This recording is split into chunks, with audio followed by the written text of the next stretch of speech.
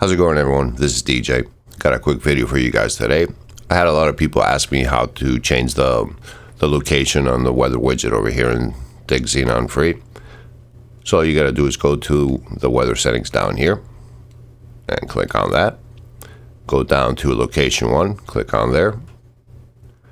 In here, just click on backspace, erase everything in here. And then the next thing you need to do is just enter your town or city in here. So we're going to do Boston for now.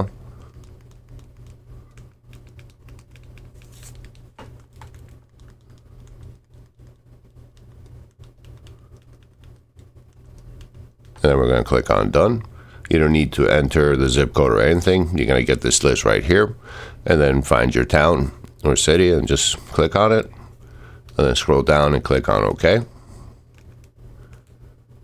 That's it. Just give it a second. It's going to refresh. There we go.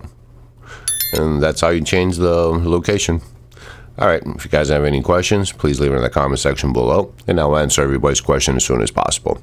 Thanks for watching. This is DJ. Till next time.